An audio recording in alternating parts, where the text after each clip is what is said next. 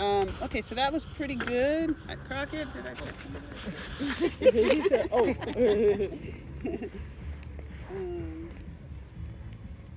yeah, so you got the components. Did you redo it? Oh no. You did a good job. I saw that you. I know, that's why I said, You know what's another nutrient that is inside the compost? Molasses. Molasses. Why would that be good for the soil? oh, molasses. Carbs. Carbohydrates. And what is the plant looking to consume or make? I should say. Sugars. Carbohydrates. It's got a 55-gallon drum of that. You do? Molasses. Yeah. Okay. It's unopened. What am I supposed to do with it? Oh, well, some people, did you ask Benny about putting it in the, Well, it looked like he bought it to put it in the system, but then he was just like, oh, we don't need it. So now it sits. I wouldn't touch it right now with all it's the kind of ants ants, around. yeah, it's kind of anty. Okay. But maybe for making, people use it in their compost teas. Okay. So save it for the rainy season. It's good. So I was You like, definitely oh, do with it in there. brand new. I was like, what am I gonna do with this drum? You should have seen him. He's like, I'm study. So you said if the soil was compacted or pressed down, what could you do to add to it to make it better? And you said that you would add perlite and rice hulls to it, and that you would dig it up and mix it in with a pitchfork. So that's one thing you can do. But when you dig up soil, when you disturb the soil, in other words, when you till, what are you doing? Destroy the root structure. You're destroying the root structure. You're destroying the mycelium that's there, that fungal network that everything is depending on. So you don't really, and it takes years to build that. It could be 2 years to build good soil in these containers, for instance. So it's better to top dress with compost because that's going to work its way in because it's got articulate matter. If you picked up the top of that, the top layer, what you guys just top dress with, you'll notice it's all wood chips and it's going to break, but they're small enough to where they're going to break down. But it's just patience. It's a matter of patience. There's no quick fixes, in other words. Like the perlite's good for good soil that's already there, but it's not going to make good soil. It's not going to change the consistency of that soil that was compacted. It will, if you're just adding soil to a container for the very first time, then you can do that mix and throw it all in there. But if it's been there and it's compacted now because it's been watered regularly and it's had the heat on it and the plants have taken all the nutrients out of it and it's been compressing over time because that's just what happens in these containers, then it's better just to top dress with compost. So that's like my number one maintenance tip anyway. But when we talk about maintenance, we're basically saying, how do we maintain the garden while eating from it at the same time, right? Because it's an edible garden, we're in it for the food. But if we took all the plants out of the soil because we wanted to eat them, what would happen to the soil? What's that? It would die. It would start to kind of die because there's no more rhizosphere there. There's no more root systems there for the microbes to be attracted to actually be active.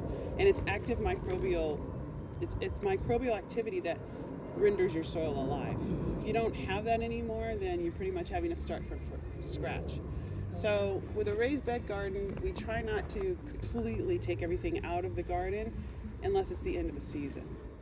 And how do we know it's the end of a season? Well, the sun is one clue, but the biggest clue are the bugs. The bugs tell you, if you start, when there's the beginning of the season, we see lots of pollinators, don't we? We see hummingbirds, we see butterflies, but then what happens? What do they decide to do once it starts to get hot like this and the season starts to end? What happens with the bugs? What happens to the pollinators? They hibernate, right? They disappear. They disappear. They migrate. They start taking off. They're like, you know what, I'm not supposed to be here anymore. And the plants start sending out a signal, different types of chemical signals. And those chemical signals are attracting other types of organisms, other bugs. We call them non-beneficial bugs, but I don't really like that term because all bugs, everything that's alive has purpose. So that hornworm that we saw, it actually has purpose. And it does it really, really well, right? I don't know if you've noticed, but like if you see a hornworm, it's usually too late, especially that guy. He was so fat that he's been eating for days, or she's been eating for days. She's so happy. And so the time to have caught that would have been when it was so small that it wasn't going to do any damage. But how did it get that bad? And what's inside that hornworm? Probably a third of your tomato plant, right? Because they just go and go and go, and that's all they do. They just mow all day long. And so they're basically decomposing the plant, aren't they? Yeah. And think about it, nature is zero waste, right? So these decomposers are being called in by the chemical nature of the plant that is now changing in order to make space for what? New life. That's more seasonal. So they've arrived right on time, and they're doing exactly what they came here to do. They're cleaning up what we didn't want, or because it's going to be there beyond its season. So to everything there is a season, and to everything there is a purpose. So is the broccoli and the cabbage going to do so well in the heat of the summer as it does in these beds, as it does in that protected environment? No. That protected environment has water cooling the roots all the time, the hydroponic channels. That's not necessarily the case out here. It's having to endure the baking of the sun, the elements without that constant cooling. And we try to keep the soil cool, and things can do pretty well, but you're going to find cabbage moths, you're going to find hornworms and things, because the plants are saying, you know what, this isn't my time. I've had my time. I'm ready to go now. And it's like that with people, right? Like, I used to be beautiful, like Talia, you know, soft skin, you get, you know, like perfect white eyes, and they're just like so young and beautiful. But now, you know, I'm getting older. I'm getting older. I'm starting to send signals, you know. Come do this for me. You know, I don't want to bear fruit anymore. I'm done with that. I don't want to have a baby. You know. Tassie on me. Yeah, you're right. Oh, no more bear fruit or bear kids. Yeah. So I want you to think about plants when they. So what can we do to? Well, first of all, plants carry lots of tropic properties, right? So they're phototropic, right? Because they lean towards the sun, and you see it really well with sunflowers. Sunflowers will literally act like a solar dish, and their flower will be facing the sun in the morning. They'll be facing east, and then they'll literally follow the sun until by the late afternoon the flower is facing west where the sun is setting. They're very reverent of the sun. I like to think of them as the most reverent of all the plants, and they're given superpower for that reason. They can actually remediate the soil. They can take toxins out of the soil. That's called phytoremediation. And the way they do that is they just are absorbing so much light, and they're just given that superpower. So, but they're the quintessential example of phototropism, which is leaning towards the sun. So the plants have a tendency to want to do that. So when you're maintaining a garden, you're trying to make sure that it's planted full so that it doesn't have to endure so much heat to the soil where it's going to kill the microbes. But at the same time, we want to make sure that the plants have enough airspace in the headroom and also in the soil to be able to lean toward the sun. We don't want to bury that squash plant. We don't want the corn to completely bury it because it won't have that ability to lean toward the sun. What does the sun provide the plant? Do you remember? Energy, right. So the plant's going to get its energy from nutrients, it's going to get its energy from the sun, it's going to get its energy from the water. But if it can't see the sun, it's probably going to be compromised, right? Or even it has too much sun. So how can we deal with a compromised plant? Everybody come over here. Can you find a plant that you think kind of, needs some maintenance? What do you see? Oh, tell me what you see, Monica. You're pointing to this. I see the yellowing. The yellowing. Yeah. Okay. I see it like chewed up too. Chewed up. Okay. Dying leaves. Because radishes, even though they can grow in the summer, they're really more of a cool season crop. And so when plants are not in their best season, they're basically going to show signs of distress or dis-ease, disease, right? And when they do that, that's when the bugs attack them. That's when it's almost like in nature there's the survival of the fittest. And if something's weak, it's going to get attacked. right? And so you see this dead energy on this marigold here? The plant is just like you. It only has so much energy to have to be able to deal with nursing its hurt parts. So how would you maintain this to give it more energy? What would you do for it? Flip off the dead one. Show me how you would do it. I agree, but how would you do it? Okay, so I don't think you need that for this. Well, thank you. So what I you're would gonna take do? it from right here, right? So I want you to put your hand behind the thing, and I just want you to snap your finger. Right here. Instead of I doing your ain't got no fingernails, nails. just grab it and snap your finger. So you're pushing up with your forefinger. So, and you're gonna do it right just with the head. It's called Ooh. deadheading. You see how I'm just kind of snapping my finger and it comes right out? Oh, okay. You don't have No to pull wonder I that as wanted hard the whole because if thing. you pull, then you're gonna Okay. do what potentially? You can pull up the root. Disturb the roots, and then it'll really be in disease. Can I replant It'll a be new one? immunocompromised. But Will it yeah, regrow? well, it won't regrow like that. But if you open this up, see all those? Oh, yeah. Those are the seeds. Yeah, those are the seeds, huh? Those are the seeds. Yeah. So, Kraga, do you see the seeds? So now How do you you have can your That's hand? pretty cool. Yeah. Put your hand out. Those are the seeds. Those are marigold seeds. So if you want to regrow the marigolds, you can just reach down to where you feel the soil, and you can sprinkle them in there, and they will grow. So those are marigold seeds. But the plant, you're distributing its energy. You're basically saying, you know what? You don't have, because a plant is a long liver. It wants to nurse its dead parts. It wants to nurse its hurt parts. So a lot of maintenance is just going around and removing those hurt parts. It's addictive, but the plant will give it right to you too. It's addictive. You're not going to want to stop. You can't help yourself. It's just like, you know. And then when you're there, you're going to want to take notice of what's happening. Do you see this? Hoverfly? Alyssa, What is that? it's not a hoverfly. Yeah, It's a fly. It's a Is that what you're drone. calling it? Okay. I get confused It's a between a drone. hoverfly and a parasitizing wasp. Oh yeah, no, it's a hoverfly. Okay. The parasitizing wasps, I think we picture them like that, but Yeah, we don't notice them like that. we don't know something like that. Okay. Is a hoverfly a sign of something good or bad? Good. Yeah, it's actually lending to our maintenance ability because it's showing you that the compost is there and it's good compost. Hoverflies are good. People have like hoverfly farms. Oh, wow. They farm them. Oh. For Yeah. run.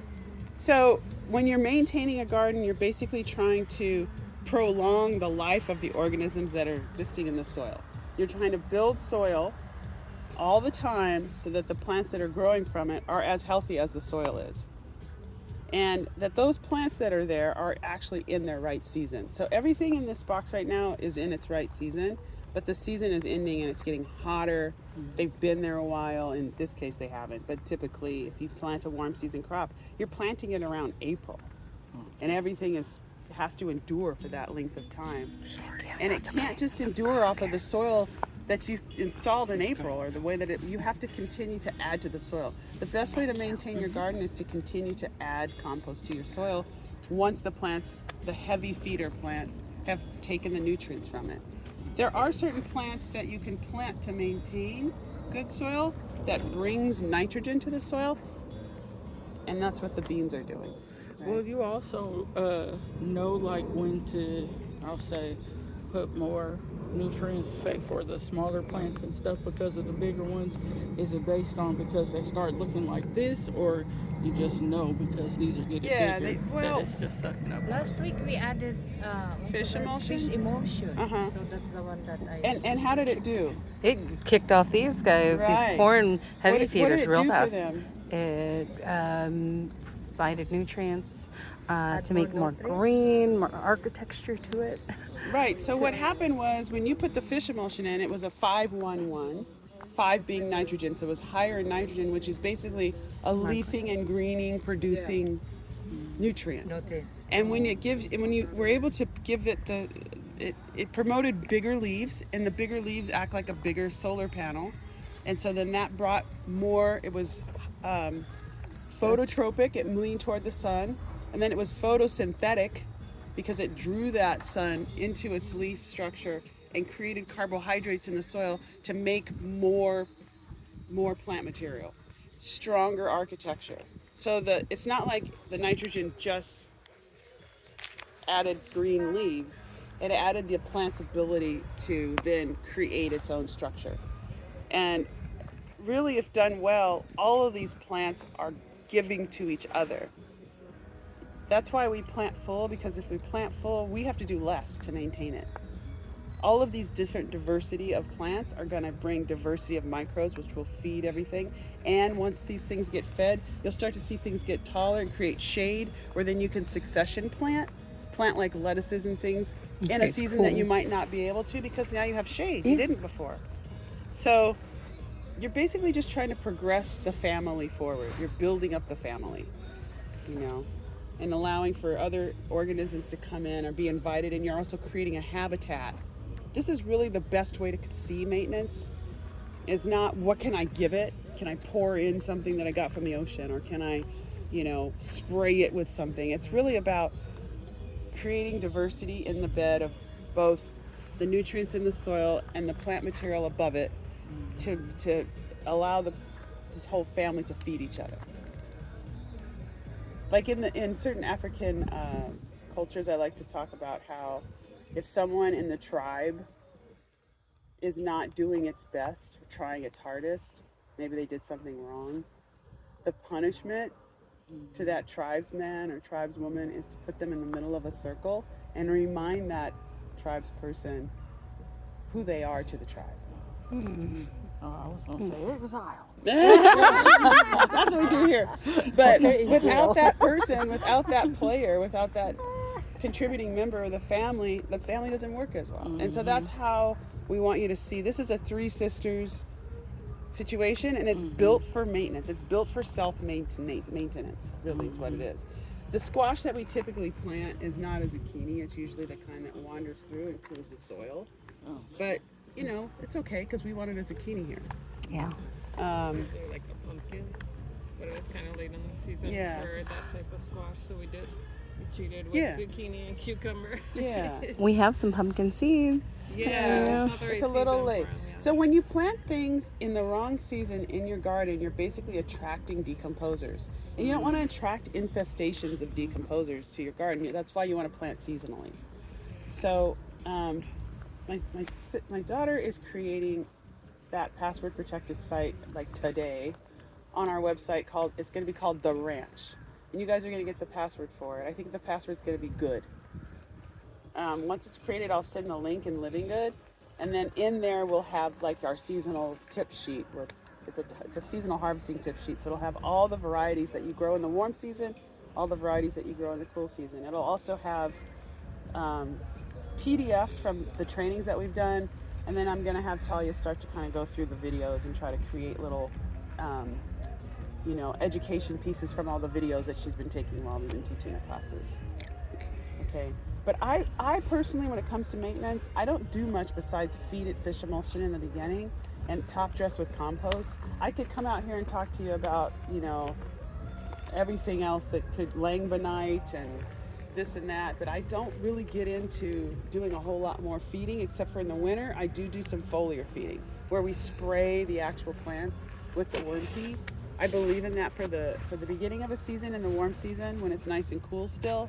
And also in the cool season, it seems to really promote, because you're feeding the plant and its leaf structure, and it seems to promote growth. It seems to promote. So we will get into that once we get deeper into the cool season about foliar feeding. But I don't want it to be too complicated for you all. When it comes to maintenance. They're also aerotropic, so they're going to grow towards the air. Okay, the air in the soil.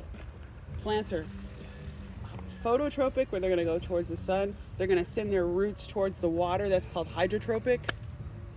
And they're also aerotropic, which isn't a term that's typically used for plants, but we do use it as a metaphor because they do need the air. They don't want to get really crowded because that's where the bugs can hide, and they know that.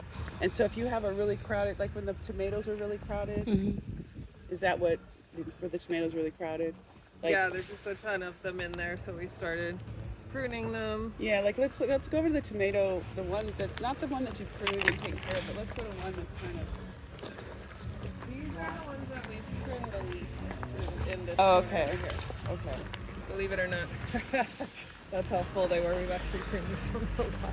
Oh yeah. Yeah. Did you see how things are starting to die back like this? Yeah. You know, a lot of times people go, well, that's water. It needs more water. Not necessarily. It's just its time. It's its time. It's old, and you know. Time to go. And you see Alyssa and Yvette going around and picking the dead off. You know, that's pretty much that's the beginning of our maintenance. The beginning of our maintenance is to get the dead out. Enliven the plant by making sure it only supports living parts, right? And then there's times when plants need to be trellised. They need support. Certain plants don't really like to grow like this. Like if these tomatoes were upward, they would have more phototropic and photosynthetic potential, and they would produce way more fruit.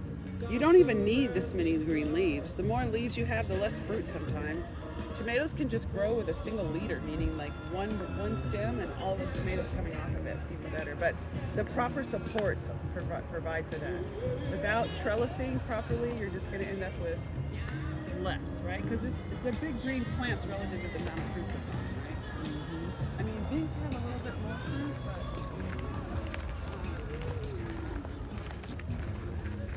We also used to get a lot of them. They used to get extra water. yeah. So their growth was intense. This is the only one that we haven't pruned. Pruned. Okay. Just the caterpillars pruned this for. You're right. Me and Crackit remove all those brown Yeah. leaves. Yeah, Oh, the good, brown yeah. leaves. This is where all Okay. those Yeah. hornworms came from. But even like this is so much leaf material, and honestly, if it had like half of the leaf material, it would probably produce more. Would have produced more fruit. But it looks pretty good. It looks pretty good. I mean, you guys did a great job. There is a lot of fruit, but it's more beautiful when they grow up towards the sun versus growing down, right? Well, and then we can harvest them. We don't lose things and invite those decomposers. Yeah. And there's rotting fruit that we are not finding. That you can't get to and stuff. So you want to, you know, and then they can start to chew on things Yeah. and get in and hide and start to chew on things. So trellising, offering support is another part of maintenance. You know, that's why you see how many cucumbers were produced with the proper trellis, and you Yeah, see we the noticed that. yeah. So the tomatoes next year we're gonna have some cattle panels that are just two straight ones here and then one straight one over the top, and then we can actually lift up each of the arms of the tomato. They're too heavy now to even have it be Yeah. worth it, and it's late in the season. But from the very beginning, they'll be standing up like this, and the tomatoes we'll be able to see them So we need a and trellis easily for pruned. tomatoes. And Okay. Cut down maintenance in the long run, like before it gets like that. Prevent it from getting like this. yeah, And because having to spend so much time on it. yeah, because tomatoes are very maintenance intensive. Otherwise, they just require so much attention when they get to be this stage. So, and I remember one of my first experiences. I was growing across the street from my house. Like, it was one of my first gardens, and I planted all these tomatoes. We were so excited. We just planted so many tomatoes in a box, like you guys did, because we didn't know. And you know, they just went crazy, and they were just like this. They were laying all over the place. And Walt said, "Well, that's just not going to be. We can't leave it like that. We gotta trellis these tomatoes. We gotta get them in the cages." And so we basically had cattle panels like that.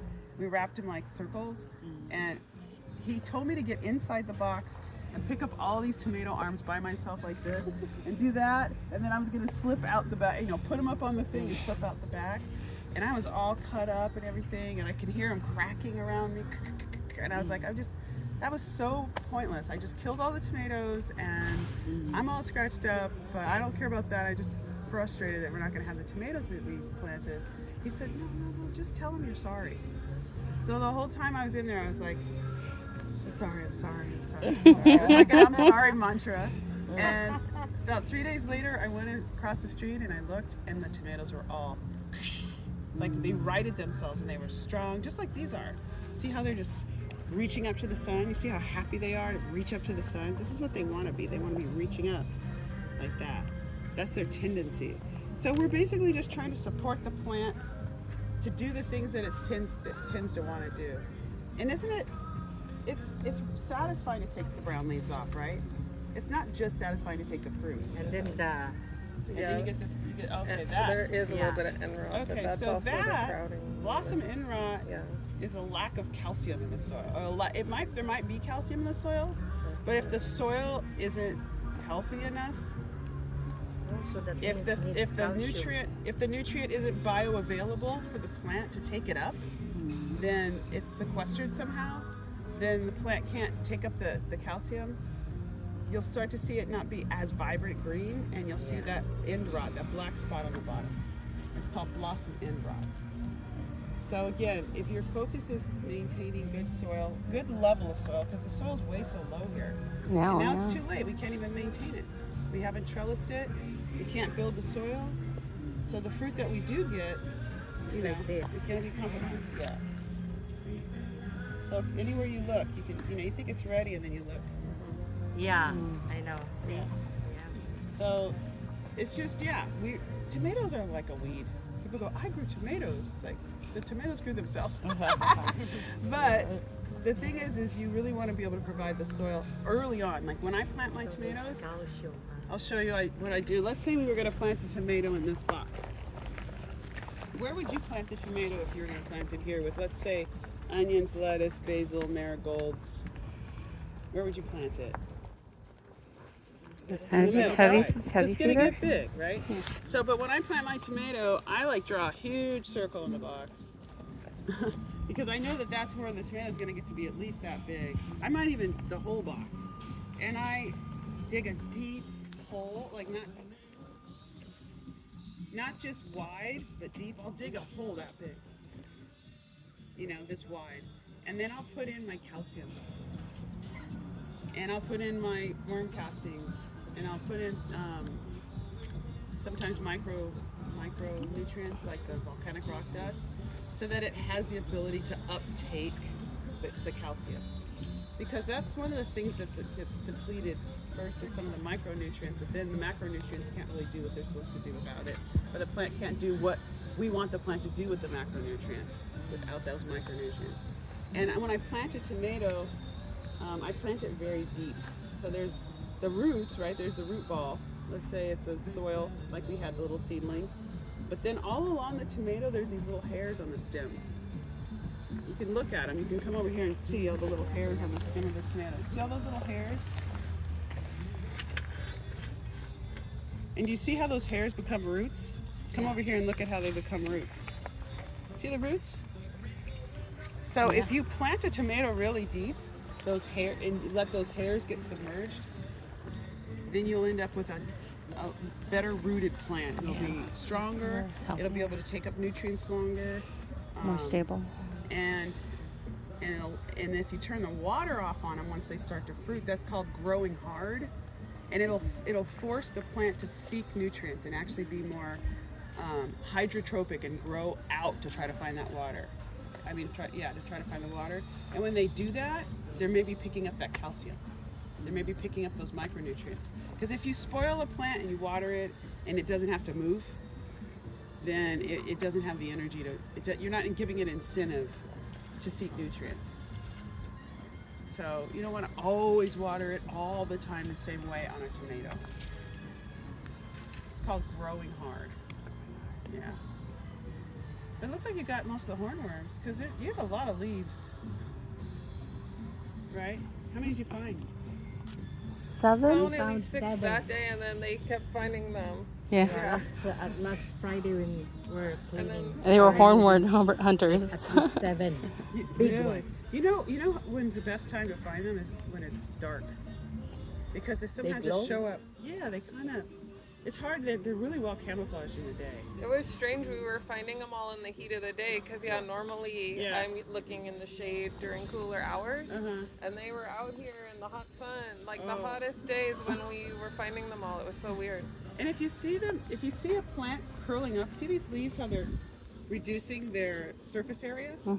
Speaking It's either because it's getting really hot or because. or because there's a hornworm Oh, biting I on just it. saw it, but where'd it go? Oh, Here it is. yeah, or there's something biting on it. See? And so it's There is a stressing it fat- out and it's reacting with the It's a curled little leaves. fatty. So when you see the curled leaves like this, you can kind of in there somewhere, you know, or what's going on. The plant will tell you what you can do in the way of maintenance. Yeah. When plants get, it's kind of a natural sunscreening and a natural way to be like, I'm getting attacked. Thank you. So you found it just like that. Yep.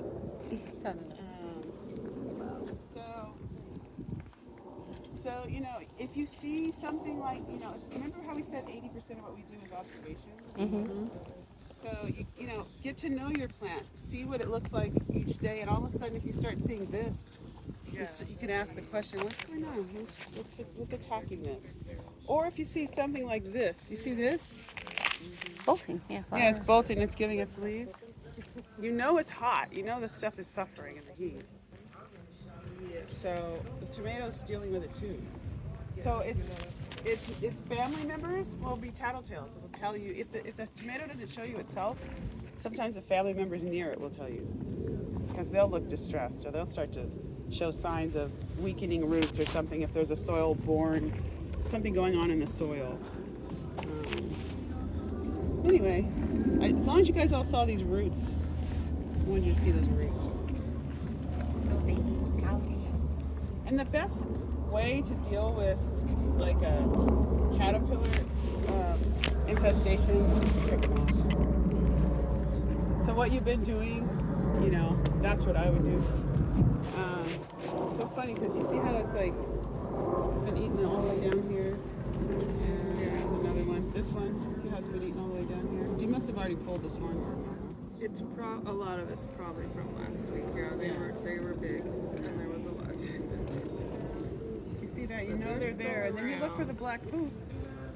Yeah. Have you- Black. Yeah, Yeah, like that's that. Like that. That's how I found them too this morning. Okay. I saw the fresh droppings. You find the dead leaf, you look for the black poop. The black one. Yeah.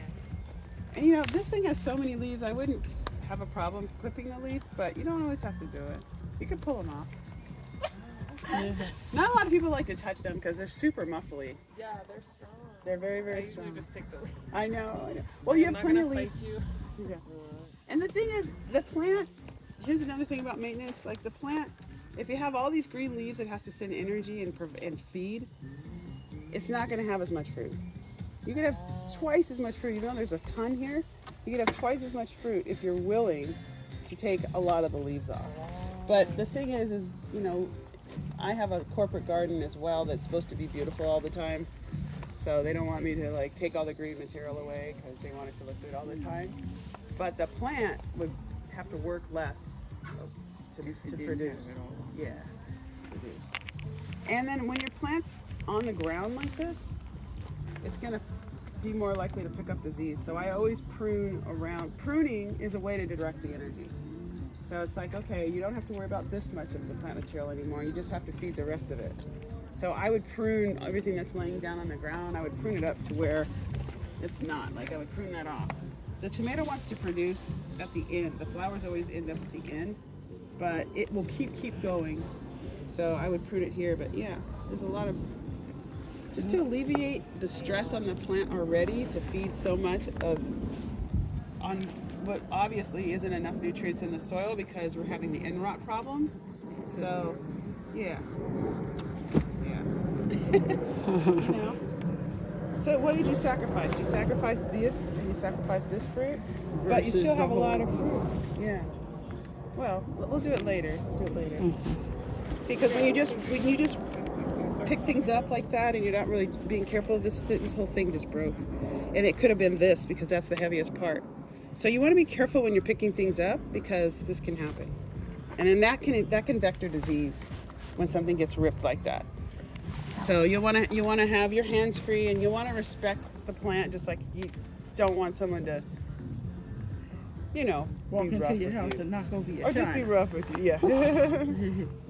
Yeah.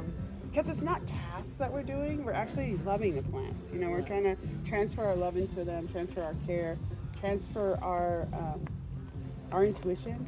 Like, it's a conversation, really. So this plant would have been better served pruned and trellised with supports. There's times when you'll plant something that's really tender, like peas, or spinach.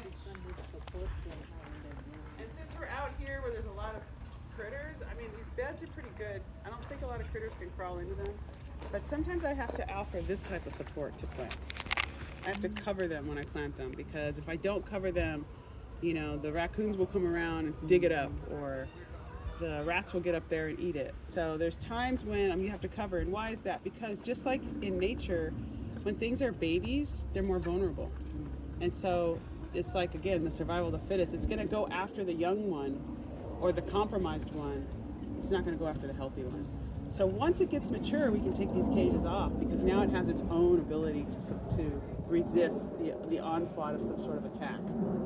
But I do use these cloches on occasion to protect a brand new garden.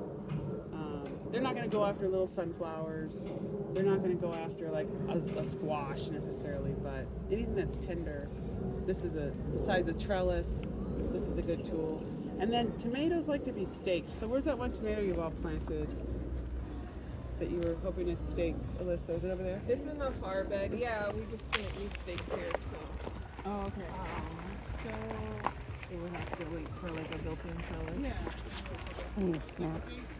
I'm gonna grab it.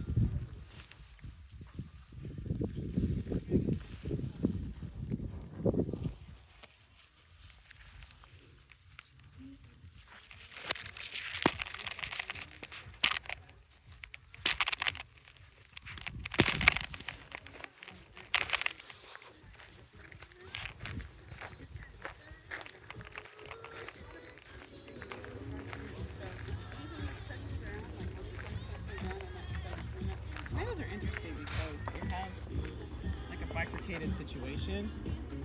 So the one that's touching the ground. Okay. There's usually, like, if you come over here, there's usually a leaf that's hanging down, and then there's a leaf that's about to come out. Sucker. This is the one, people call this the sucker, but this is the one that produces the fruit. So I take this. Oh. Yeah, I take the Sorry. lower one. And I let this is the lower one in this case. This is the one that has the fruit. You see those fuzzies? Yeah. That's gonna be the fruit. So I take this one. So let me see your clippers right quick. This is a determinate tomato. Yeah. So Doesn't really need much all fruit. all those little stems, we want them because they're gonna fruit and that's it. All our other tomatoes here that just keep growing like crazy are indeterminate. They're gonna grow to an indeterminate size. They're just gonna keep going and going. So taking those off is not gonna hurt it. It's actually gonna redirect energy and keep getting fruit. But with these, it's good to leave them. So I would do that just because the plant's gonna try to nurse that, and you don't really need it because you got your fruit here. So, but you never want to take more than a third of a plant because it'll send the plant into shock and then it's compromised even more. So again, you're just trying to you're being sensitive. It's like you're being a parent, you know, caregiver. So when are I'll you do that going so to put the trellis? How? Yeah, that one. So if we don't use a stake, this is a determinant. So it's gonna fruit for a determined amount of time, and then it's gonna stop. It's not gonna keep going. Yeah, but I like don't want these. to take too much off of the plant. Like you were saying, I probably actually wouldn't take those. And the reason why, let's talk about it before we keep clipping, because there's a lot of things happening. Like, Because it already lost so much. yeah, not only that, but like these big leaves are what is giving it its photosynthesizing power. So if you take all the big leaves off a plant, it can't grow. It doesn't have the power to grow. So you have to make choices. Okay. And you have to make choices based on what you know. We're trying to redirect the plant's energy into the fruit, into growing strong. We don't want to stress it out. We don't want it to be having to nurse dead parts or harmed parts. So you get to make that assessment yourself. And that's what that's what the art of farming and the art of gardening is all about. Yeah. But yeah, so pruning. So we talked about feeding, because you guys have done the foliar feeding, and I don't do much. I mean, the feeding up the soil levels with the fish emulsion, and I don't do much more than that in this type of season. We talked about supports. We talked about just taking the dead off to sort of redirect its energy. We talked about observation, like you come over here, look at this leaf is curled, right? And it's like a curious situation. Why is that? Is this chard? And so if you look back here and the leaf is curled, what's going on inside there? See the ants? It's usually ants tell. See, when I open it up, all the ants start coming out. Ants are farming what? What are they farming? Babies. What? They're babies, the larvae. Maybe. Here it's Aphids. Yeah. Oh yeah. Ants love aphids because All our aphids charts are surrounded by. bring sugars and stuff. And so they'll try to do that. They'll try to hide. They'll curl the edges of the leaf around, and that's where they'll start doing their work. So They're smart. yeah, they're smart. So you can see these two leaves right here are totally affected with ants. Oh, that's why they're curled. Look, Okay. look, come here, look. See those black aphids in there? Yes. Every chard plant is surrounded by ants, and some of the carrots, we've been spraying them with soapy water, but only if we get to it first thing in the morning, of course. Yeah. And the soapy water will do something to help you with the aphids, but it won't help you with the ants. Not really, unless the peppermint, They yeah. don't. So, because soapy water is a suffocant, so it's suffocating the aphids. But the ants need something else, and yeah, borax. And They need to eat, that's why. it's just this time of year. It's like an ant time of year. Yeah. Probably this place might be on an ant hill. Who knows? The Argentine ant network, have you seen a map of that? It's like from here to San Francisco, and it's all one giant super colony. Like we're standing on it. It's insane. Yeah. So, and then there's also maintaining. So yeah, so you got to deal with the infestations, because what if you walked away from that? Do you think that plant would survive? No. So you gotta do something. You gotta do something. So, I use little ant traps personally. I put them down. yeah. I He use them. just reset all the big ones. I don't know if he started experimenting with different baits yet, because sometimes you have to do that. But I know he's been looking into it, and that he reset the of his big ones around the property. Yeah. We have a 5-gallon D inside the Guys, shed. make sure Mm. it's not pretty.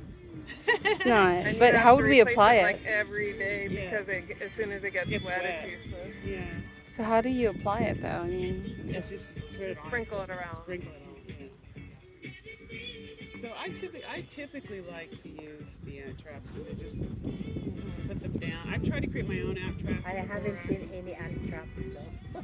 He has the big green ones. That's what those green things Well, are yeah. by the lake. But that's one kind of poison. at the Those foot green- of the hydroponic table, and next there's to the white one bucket. there, that's what those are. But it's one specific kind of poison, and I don't think it's boric acid based. Oh, okay. So it'd be good to have both and see what they go to. Well, I mean, if he might be concerned that the clients are going to reach and pick those things up, that might be an issue too. So you might just have to suffer through it. Sometimes what I'll do though is if I see a plant that's just really compromised, I might cut that plant out just so it's not like threatening the whole family. Like, dude, you couldn't get it together. You gotta go. A little harsh. Everybody has a different style of parenting.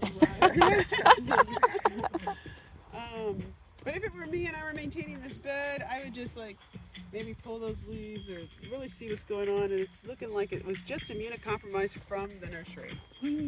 Yeah, it literally, the second we planted them, the ants moved in. Yeah. And so I come in the morning, check on them, pull it away. It's also, speaking of our maintenance, it's not the best season for these. It's hot. Yeah. So I just feel like it's not a good idea to have the chart. And I could, just by doing that, they're just literally. It's not able to do what we wanted it to Yeah. do because it's compromised. And it's sort of bringing. So you get to make these decisions yourself, make these assessments. But yeah, for me, I'd be like, okay, I don't need this. I don't need that. And I'll pull this off.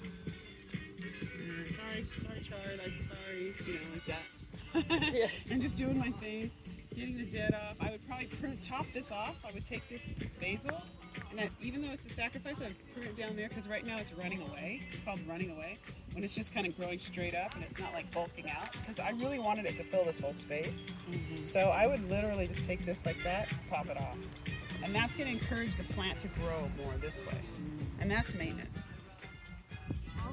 Yeah, that's maintenance. Because you're maintaining the garden to do what you wanted it to do, right?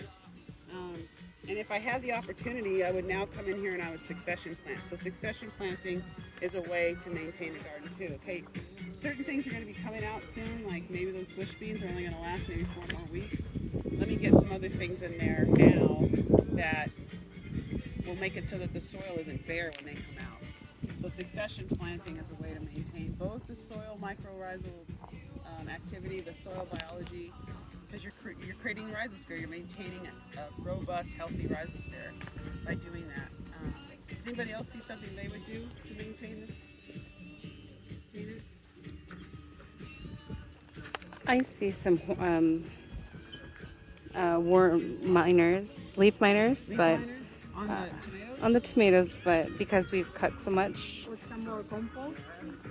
Oh, it is. Well, the compost is there, and it's sometimes you have to supplemental hand water things in the summer. But how would you know whether you need to do that or not? How would you know whether this needs? If it's dry, If it what? if it's dry, How would you know if it's dry? you have to at least dig and Dig? No. So you don't dig a lot. Oh, See? okay. What This you is do is you dry. just put your finger in. Oh, okay. Because then you're not disturbing. And if you have your gloves I make sure on, it's not in the plants. if you have your gloves on, because you don't want to disturb the soil because it's Yeah. actually Okay. it's growing. What's the best way to describe it? But when I So take my just the finger finger. out, if it's moist like that, my fingernail, Uh-huh. it's hard to know with gloves. Okay. You're not able to put your hands in the soil. You need to wear your gloves. I do. Oh, you do? Okay, so if you ever take your gloves off and you put your finger down, and if the moisture is where the roots are, then it's good. If you go down to where the roots are, like my whole finger had to go down and didn't come up wet like that, then I know it's probably a lot of water, a lot of heat, needs more water, but I wouldn't do it in the middle of the day. I'd get here early tomorrow and do it. Also early morning. You see how this is? Did we chop this already somewhere? Side shoot thing. Yeah, because you said We didn't top those. you cut no. the top. I did. We didn't. There on that Yeah, basil. that one. We've The looked at basil. them. Yeah. I've seen it done on Yeah, we didn't. Okay. But I do it. So it really helps to promote the growth. And then did you feed these with fish emulsion? Yeah. Is that probably why we see all this? Yeah, Yeah, we did. Okay. Yeah. And this maintenance stuff, your flowers again.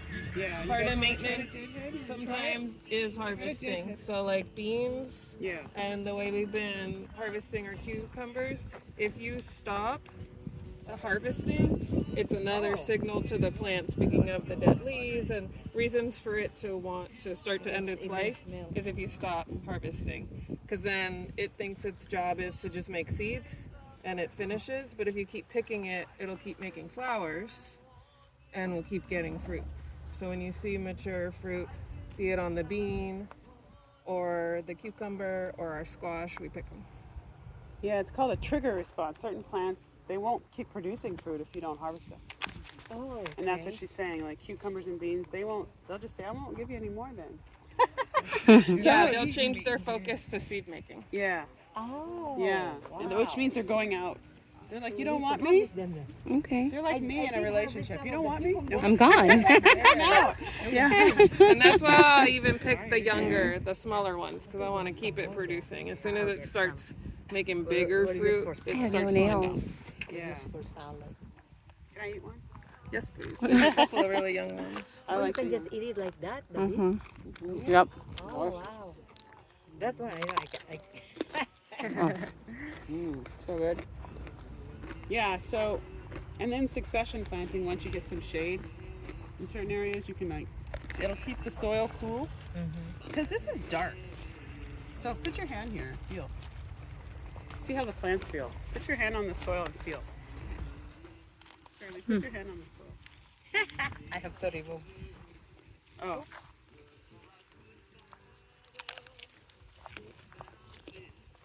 This. Yeah, see how we're doing all the pretty. It's dry. It's my birthday, that's why I treat Oh, myself. happy birthday! Last Sunday.